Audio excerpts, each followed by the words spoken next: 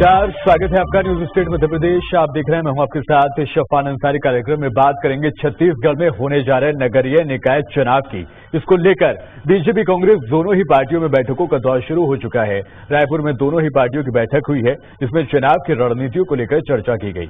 20 दिसंबर को प्रदेश के 10 जिलों के 15 शहरों में निकाय चुनाव के लिए 20 दिसंबर को मतदान होने वाला है। 16 शहरों के 17 वार्डों में उपचुनाव भी कराया जाएगा और 23 दिसंबर को मतगणना के बाद विजेता का नाम का ऐलान कर दिया जाएगा। ये चुनाव दोनों ही पार्टियों के लिए खासे अहम माने जा रहे हैं। ऐसे में सवाल है कि नगर निकाय चुनाव में कौन किस पर भारी रहेगा। क्या नगर निकाय चुनाव से, ये सवाल हम आपको बता रहे हैं कि साथ ही आपको बताएं कि निकाय चुनाव से तय होगा विधानसभा चुनावों का रास्ता। मतलब ये कि विधानसभा चुनाव के तौर पर सेमीफाइनल के तौर पर निकाय चुनाव को देखा जाएगा। क्या चुनाव पर होगा किसानों के मुद्दे का असर? ये भी एक बड़ा सवाल है। क्या कांग्रेस को मिलेगा सत्ता में होने का फायदा? चर्चा में हमारे साथ खास मेहमान भी रहेंगे, उनसे बातचीत करेंगे। तारुफ आपका उनसे कराते चले, लेकिन उससे पहले एक रिपोर्ट आपको दिखाते हैं। छत्तीसगढ़ नगरीय निकाय चुनाव की घोषणा के बाद राजनीतिक पार्टियों में बैठकों का दौर शुरू हो गया है। प्रदेश के 10 जिलों के 15 शहरों में निकाय चुनाव के लिए 20 दिसंबर को मतदान होंगे। 16 शहरों के 17 वार्डों में भी उपचुनाव कराया जाएगा और 23 दिसंबर को मतगणना के बाद विजेता की घोषणा कर दी जाएगी। रायपुर में कांग्रेस चुनाव समिति की बैठक हुई, जिसमें पार्टी के सभी बड़े नेता मौजूद रहे। प्रदेश में होने वाले ये निकाय चुनाव बीजेपी और कांग्रेस दोनों के लिए अहम माने जा रहे हैं। जो इस चुनाव में बाजी मारेगा, उसे आने वाले प्रदेश के विधानसभा चुनाव में सियासी जमीन तैयार करने में मदद मिलेगी। देखिए, नगरीय निकाय चुनाव को लेकर कांग्रेस पार्टी पूरी तरीके से तैयार है। नगरीय निकाय चुनाव के लिए रविवार को घोषणा पत्र समिति की बैठक हो गई है। प्रचार प्रसार में कौन कौन नेता जाएंगे, उसकी तैयारी पूरी हो चुकी है और आज सोमवार को चुनाव समिति की बैठक यहाँ पे हो रही है। माननीय मुख्यमंत्री भूपेश बघेल जी, माननीय प्रदेश अध्यक्ष मोहन मरकाम जी और AICC के सचिव चंदन यादव जी बैठक में शामिल हैं। और पूरी तरीके से कांग्रेस पार्टी जो है मुख्यमंत्री भूपेश बघेल सरकार के 3 साल के योजनाओं पर, उनके कार्य उनके जो काम है उसके आधार पर कांग्रेस के रीति नीति सिद्धांतों के आधार पर जनता के बीच जाएगी। बीजेपी के लिए ये चुनाव कई मायनों में अहम माना जा रहा है। एक तो पार्टी विपक्ष में है और दूसरी, पार्टी के कार्यकर्ता जमीनी स्तर पर इतने उत्साहित नजर नहीं आ रहे हैं। अगर पार्टी इस चुनाव में अच्छा प्रदर्शन करती है तो पार्टी को आने वाले विधानसभा चुनाव में काफी फायदा मिल सकता है। ये सामान्य प्रक्रिया है और उपयोगिता और योग्यता के हिसाब से पार्टी इस प्रकार के निर्णय लेती है। बहुत लंबे समय से यहाँ का कोर ग्रुप, इलेक्शन कमेटी, अनुशासन समिति और वित्त समिति पेंडिंग थी, तो दिल्ली ने भी इसको डिक्लेयर किया। बीजेपी की बैठकें चल रही हैं, अभी हम बैठक में जा रहे हैं। अभी प्रत्याशियों की घोषणा हो जाएगी। ऐसी कोशिश है कि आज शाम तक प्रत्याशियों की घोषणा हो जाए। तो इन्हीं निकाय चुनावों को लेकर चर्चा करेंगे। हमारे साथ खास पैनल मौजूद रहेगा। तारुफ आपका कराते, रवि भोई रहेंगे, वरिष्ठ पत्रकार है हमारे साथ। सर, स्वागत है आपका। अमित चिमनानी रहेंगे, जो कि नेता हैं, बीजेपी का पक्ष यहाँ पर रखेंगे और साथ ही रात नितिन भंसाली रहेंगे, प्रवक्ता कांग्रेस के। नितिन साहब, आप ही से शुरुआत कर रहे हैं। बैठक हुई आज मैराथन, तमाम उम्मीदवारों के नाम फाइनल कर दिए गए।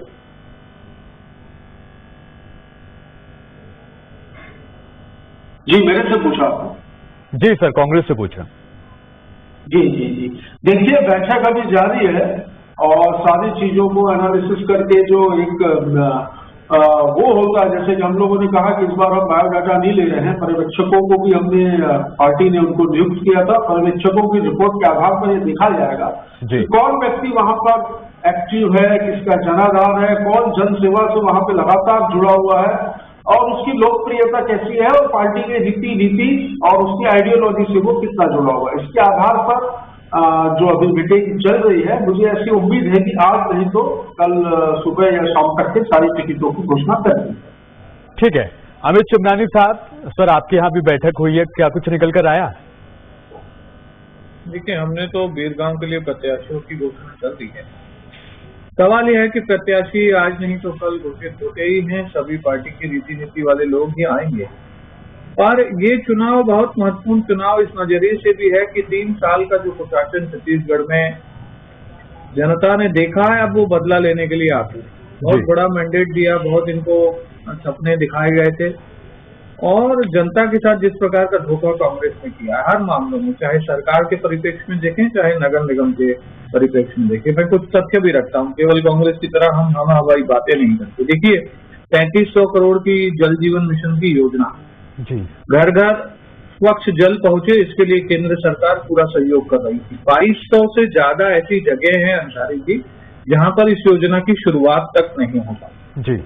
आप देखिए कि छत्तीसगढ़ में नगर निगम जो है जिन पर जिम्मेदारी थी कि कोरोना से लड़ने में अपनी मदद दें, उन्होंने कोरोना के लिए जो सेंटर्स बनाए उसमें टेंट के बेस लगाए। जब लोग वहां भर्ती हुए तो जिंदा व्यक्ति गया और वहां से लाश वापस आई और लोगों को तो नहीं बचा पाए, लेकिन मरे हुए लोगों के आंकड़े में भी इन्होंने गड़बड़ी की और ये सरकार ने माना है। एक जगह 328 मौतें एक नगर निगम ने छुपाई, जिसके परिणाम स्वरूप अधिकारियों पर इस सरकार ने 50 रुपए का अर्थदंड भी लगाया, 50 रुपए का। अब देखिए इन्होंने भ्रष्टाचार का भी कोई एंगल छोड़ा नहीं। रायपुर की 2 अक्टूबर 2021 की खबर आपको बता रहा हूं। यहाँ के वार्डों में रैंडम जांच हुई, जहां सफाई कर्मचारी कितने पहुंचते हैं ये देखा गया। तो रजिस्टर पर तो ये पूरे कर्मचारियों की अटेंडेंस लगी थी, लेकिन 1000 कर्मचारी मौके पर नहीं पाए गए। मतलब यहाँ लगभग कर्मचारी हैं 3300, उसमें से 1000 थे ही नहीं। 1/3 लोग गायब हैं, उनकी तनख्वाह न जाने ये किनको दे रहे हैं, न वो सफाई कर रहे हैं न कुछ कर रहे हैं। और देखिए जहां पर कोरोना और पीलिया का दंश छत्तीसगढ़ ने झेला, 2020 में डेंगू के केवल यहाँ पर छत्तीसगढ़ में 57 मरीज थे अंसारी जी, लेकिन 2021 में 740 मरीज डेंगू के आए और छत्तीसगढ़ पूरे देश में नंबर 1 पर आया डेंगू में। तो ठीक है सर, जवाब ले लेते हैं। नितिन भंसाली साहब के ऊपर आपने आरोप लगाए सर, कई गंभीर आरोप लगाए, निकाय चुनाव बहुत नजदीक है, क्या कुछ कहेंगे? एक बात कही मेरे मित्र अमित चिमनानी ने कि बदला लेगी जनता, तो हम बदला लेने की नहीं बदलाव लाने की योजना में काम करते हैं। बड़े बड़े आरोप लगाए कि कोरोना में ये हुआ, कोरोना में वो हुआ, तो आप देखिए पूरे देश में बेहतर स्थिति में छत्तीसगढ़ है अभी। और ऐसा ही नहीं है, ये कहते हैं कि ये नहीं किया वो नहीं किया, इन्होंने साफ सफाई नहीं की, तो 67 निकायों को राष्ट्रपति जी ने बुलाकर पुरस्कार क्यों दिया भाई? छत्तीसगढ़ मॉडल की पूरे देश में चर्चा हो रही है। और ये नगरीय निकाय चुनाव देखिएगा, इसके पहले भी 3 उपचुनाव हुए, 3 वर्षों में 3 उपचुनाव हुए अंसारी जी। मैं आपको बता दूं, चित्रकूट, दंतेवाड़ा और मरवाही, तीनों में पूरी तरीके से भारतीय जनता पार्टी के प्रत्याशी पिटे हैं। अब मैं आपको दावा करता हूं कि 2019 के नगरीय निकाय चुनाव के जो नतीजे थे उससे भी बेहतर नतीजे यहां पर अभी इस बार कांग्रेस के आएंगे, क्योंकि हम 3 वर्षों के लोक कल्याणकारी काम को लेकर हम जनता के बीच जा रहे हैं, जनता का समर्थन हमें हासिल है, हर वर्ग प्रसन्न है। और आज सवाल भारतीय जनता पार्टी का विरोध करने का, तो उनका काम सिर्फ विरोधी करना बचा है, क्योंकि मानसिक रूप से ये सारे नेता जो हैं 2018 के चुनाव में करारी हार के बाद डिप्रेशन में चले गए हैं। ये डिप्रेशन में बने रहे। हमारा कार्यकर्ता बूथ स्तर पर मुस्तैदी से तैनात है। हम हमारी जन कल्याणकारी योजनाओं को लेकर जनता के बीच जा रहे हैं, जनता का पूरा आशीर्वाद मिलेगा और 2019 से भी बेहतर नतीजे छत्तीसगढ़ में नगरीय निकाय में कांग्रेस के होंगे। ठीक है, रवि भोई साहब के पास चलेंगे, वरिष्ठ पत्रकार हैं। सर, विधानसभा का सेमीफाइनल के तौर पर इसको देखा जा रहा है, कितने प्रभावी हो सकते हैं विधानसभा के ऊपर चुनाव, निकाय चुनाव के नतीजे? देखिए अंसारी जी, ये नगरीय निकाय चुनाव है और ये शहरी मतदाताओं का फैक्टर है और ये मान के चला जाता है कि शहरों में बीजेपी का इम्पैक्ट होता है, शहरी वोटर बीजेपी के फेवर में। लेकिन पिछले 3 साल यहाँ बीजेपी कांग्रेस की सरकार रही, भूपेश बघेल यहाँ पे मुख्यमंत्री हैं और जो उन्होंने वादे किए थे, घोषणाएं किए थे और संपत्ति कर में छूट का मामला हो, बिजली बिल हाफ का मामला हो या स्वच्छता के मामले में जिस तरह से उन्होंने पुरस्कार जीते हैं, वो सारे मुद्दे लेकर कांग्रेस जाएगी और जनता को लुभाने की कोशिश करेगी। तो निश्चित तौर से ये एक टेस्ट कह सकते हैं कि आने वाले जो 23 में विधानसभा चुनाव होने हैं उसको देखते हुए कांग्रेस को यदि ये सीटें जीतती है और सत्ता पक्ष में होने का कांग्रेस को फायदा निश्चित तौर से आगे सत्तारूढ़ पार्टी को मिलता रहे और कांग्रेस भी उठाने की कोशिश करेगी। निश्चित तौर से एक होगा मापदंड होगा, यदि इसमें भारतीय जनता पार्टी की जीत होती है तो सरकार की नाकामियों को गिनाने का काम करेगी, और यदि सत्ता पक्ष और कांग्रेस इसमें जीतती है तो निश्चित तौर से वो आने वाले ये जो 3 साल के कामकाज का रिजल्ट बताएगी। तो दोनों के लिए चुनाव काफी महत्वपूर्ण है और दोनों इसमें पूरी ताकत लगाएंगे। और आप देख रहे हैं जिस तरह मीटिंगों का दौर चल रहा है भारतीय जनता पार्टी में, कांग्रेस में, तो दोनों तरफ से ये होगा कि वो अधिक से अधिक निगम में अपने महापौर बनाए, पार्षद बनाए और पूरी ताकत झोंकने की तैयारी में है दोनों पार्टी। ठीक है अमित साहब, मौजूदा जो स्थिति है निकाय चुनाव की और नगर निकाय की, उसमें स्थिति बीजेपी की तो बहुत अच्छी नहीं है। क्या उम्मीद लगा रहे हैं आगामी चुनाव से? नहीं, हमारी स्थिति तो बहुत अच्छी है और कांग्रेस के लिए एक बहुत बड़ी नकारात्मकता प्रदेश में देखी जा रही है। और संपत्ति कर का एक बड़ा विषय हमारे वरिष्ठ पत्रकार ने छेड़ा। संपत्ति कर हाफ और माफ करने की जो बात कांग्रेस ने वादा किया था, आज 3 साल हो गए, कितना हुआ? जरा हमारे साथी प्रवक्ता इधर उधर घुमाए बिना जवाब देंगे, कितने लोगों का संपत्ति कर माफ हुआ, कितने लोगों का हाफ हुआ? इस वादे पर जनता को आप क्या जवाब देंगे? आप 3 साल में ये काम नहीं कर पाए हैं। देखिए, जनता ने बदलाव किया, जनता ने इनको मौका दिया, लेकिन मौका देने के बाद इन्होंने क्या किया ये महत्वपूर्ण होता है। साथी प्रवक्ता कह रहे थे कि पिछले चुनाव में बीजेपी हारी है, तो जरा साथी प्रवक्ता ये बताएं कि रायपुर राजधानी है, आपने बहुत अच्छा काम किया था, क्या आपको यहाँ महापौर बनाने के लिए पूर्ण बहुमत मिला?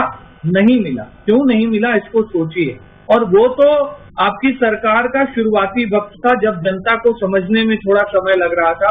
अब तो पिक्चर आपकी क्लियर है। आप तुष्टीकरण की राजनीति करते हैं, आप जो है मिसयूटिलाइजेशन ऑफ फंड करते हैं, भ्रष्टाचार करते हैं। फिर इसके पीछे तथ्य देता हूँ। देखिए माननीय अंसारी जी, इन्होंने रायपुर शहर के पेड़ों पर पेंट लगवा दिया और पेंट लगाने के लिए इन्होंने किसी से कोई सलाह नहीं दी, लाखों करोड़ों रुपए उसमें खर्चा करके फिर पता चला कि जहां पेंट लगा है वो पेड़ पूरे खराब हो रहे हैं।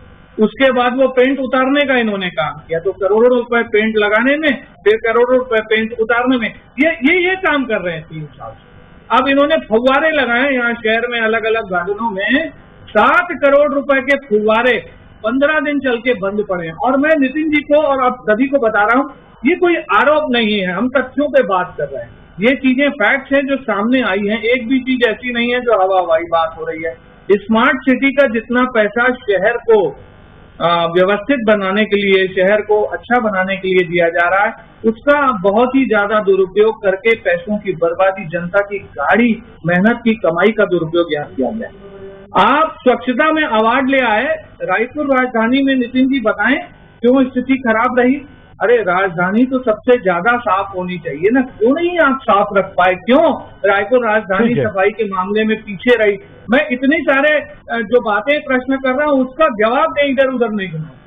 ठीक है जी, नितिन भंसाली साहब लगातार बहुत अच्छे सुधार हुआ और जहाँ पर कमियां हैं उनको लगातार सुधारा जा रहा है। अगले साल नंबर 1 होंगे राजधानी में भी। लेकिन सर अपनी हुसूलियाबियों को लेकर, अपनी उपलब्धियों को लेकर तो आप जाने वाले ना लोगों के पास, क्या कुछ गिनाएंगे?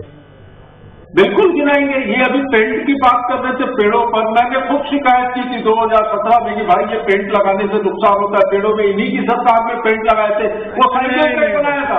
राजधानी की बात करूं, ये भैया राजधानी की बात, वो साइकिल ट्रैक बनाया गौरव पथकार, जहाँ पर लोग आजकल गाड़ियां पार्क कर रहे हैं। हम लोगों ने विरोध किया था कि ये साइकिल ट्रैक मत बनाइए, जनता की गाड़ी कमाई के पैसों का दुरुपयोग है। बहुत अच्छा सवाल किया अंसारी जी कि हम लोग क्या लेकर जाएंगे जनता के बीच, तो मैं नोट करके आया हूँ। मुख्यमंत्री शहरी स्लम स्वास्थ्य योजना, गाय दीदी क्लिनिक योजना, जन्म और जाति प्रमाण पत्र की सुविधा, जमीन की गाइडलाइन की दरों में 30% की कटौती, आम जनों की सहायता हेतु हेल्थ टैक्स, घरेलू पेयजल कनेक्शन, निधि माता अमृत धारा जल योजना, राजीव गांधी सर्वजल योजना, मोर जमीन मोर मकान योजना, पौनी पसरी योजना, आबादी पट्टों का वितरण, बिजली बिल हाफ और छोटे प्लाटों की रजिस्ट्री पर रोक हटाएगी, जिससे गरीब परिवार के, मध्यम वर्गीय परिवार के लोगों का भी छोटे मकान बनाने का सपना साकार हुआ। ये मैं गिना रहा हूँ। और इनको ये मैंने शुरू में ही जैसे डिबेट शुरू हुई और कहा कि ये टोटली फ्रस्ट्रेशन में है, अब साथ के इनके पास कोई मुद्दे नहीं है। ये तो प्रभात फेरी में भी जब निकलते हैं गणतंत्र के मुद्दों को लेकर तो जनता रिस्पॉन्स नहीं देती है इनको। ठीक है, चुनाव है, विपक्षी दल है, कैंडिडेट उतारे अपने, पर ये तय है कि हमारे कामों पर, हमारे संपत्ति कर के बारे में, कांग्रेस के विकास, नितिन जी संपत्ति कर के बारे में लगातार बीजेपी पूछ रही है आपसे। सफाया, पूर्ण रूप से सफाया नगरीय निकायों में भी इस बार हो जाएगा ये तय। तो संपत्ति कर के बारे में क्या कुछ पूछ रही है बीजेपी, वो भी जवाब दे दीजिए। देखिए, जनता ने जनादेश 5 वर्षों के लिए दिया, लगातार हम वादे पूरे कर रहे हैं, लगातार हम उस दिशा की ओर काम कर रहे हैं। और हम इनके जैसे भारतीय जुमला पार्टी के लोग नहीं है। कांग्रेस जो कहती है वो करती है। 36 में 24 वादे पूरे किए हैं, जो बचे होंगे वो भी पूरे करेंगे, वो भी पूरे करेंगे। आपने क्या किया 15 साल? हमने तो कहा है ना, हमको जनादेश, अभी आपका सवाल है, सवाल के बदले सवाल नहीं, पूरे करेंगे। आपने क्या किया 15 वर्ष? अभी आपने पेंट हमने किया, उसको उठा के आपने हमारे ऊपर डाल दिया। चलिए आप अपनी टीम को भेजिए, न्यूज स्टोरी और अमित चिंतानी जी को बुलाइए, चलते हैं साहब, मैं बताता हूँ पूछकर कि ये पेंट कब से लगने शुरू हुए थे। हाँ, उसके बाद भी लगे होंगे, लेकिन सारी चीजों को निरस्त किया गया। जैसा कि मैंने साइकिल ट्रैक का बताया कि साइकिल ट्रैक बनाएंगे और आज वहां पर वाहनों की पार्किंग हो रही, करोड़ों रोड में पेंटिंग, सिर्फ भ्रष्टाचार की बात करते हैं। रोड पर जो पेंट करते हैं, जो सूचक बनाते हैं, उसमें करोड़ों रुपए का इन्होंने भ्रष्टाचार कर दिया। डिवाइडर के निर्माण में करोड़ों रुपए का भ्रष्टाचार कर दिया। इनको रिजेक्ट क्यों किया जनता ने? इनको रिजेक्ट इसलिए किया कि इनके काम जो थे वो जनहितैषी नहीं थे, जनता के हित में नहीं थे। हर वर्ग छला सा महसूस कर रहा था और बिल्कुल विकास रुका हुआ था। अब जरा मैं बोलूं, ठीक है, ठीक है अमित जी, आ रहा हूं मैं, आ रहा हूं। कल को नवा छत्तीसगढ़ की दिशा में सरकार था। ठीक है अमित जी। नितिन जी एक बात कह रहे थे कि 2017 से पेंट लग रहा था और उन्होंने शिकायत की थी, तो आपको 4 साल लग गए पेंट का उतारने का आदेश देने में। 2021 में आप पेंट उतार रहे हो। देखिए, जनता को भ्रमित मत करिए, जो आपका काम है उसको अपने जिम्मे लीजिए और मुझे पूरा तो किया। नहीं पूरा कर लूँ और मैं पूरा कर लूँ। 4 साल नहीं, मैंने कबूल नहीं किया। मैं आपके तर्क को बता रहा हूँ कि वो कितना ज्यादा बेबुनियाद है।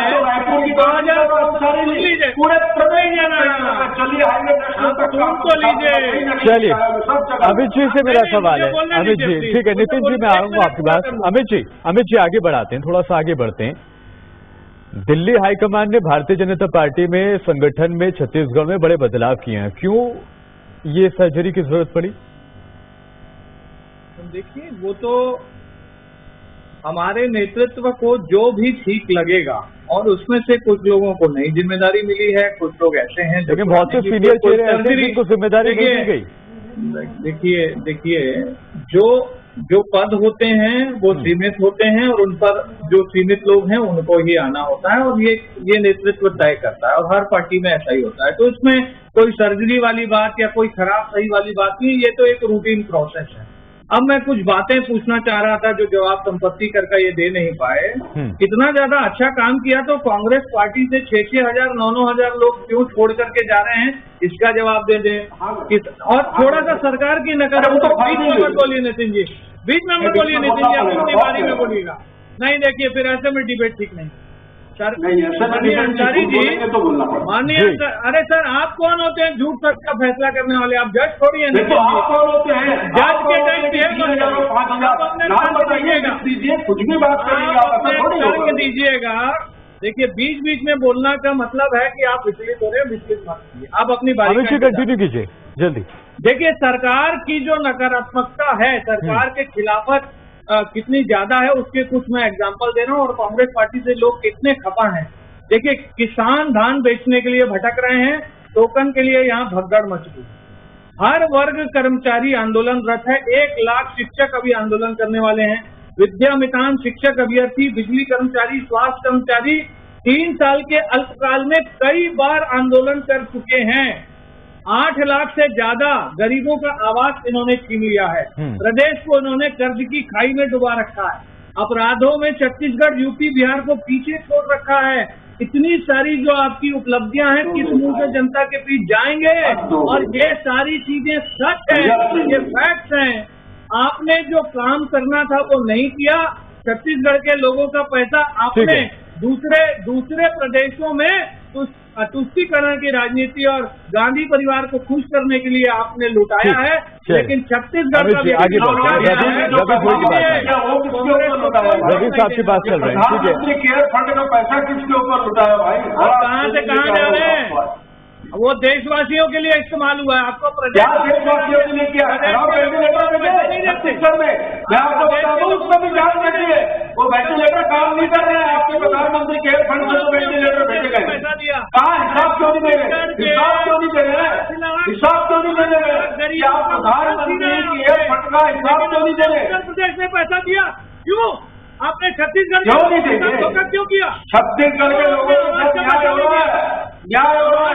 आप लोगों ने किए गए 15 सालों में 500 बेरोजगारी देंगे, आदिवासी को गाय देंगे, किसानों को 300 रुपये समर्थन घोषित किए।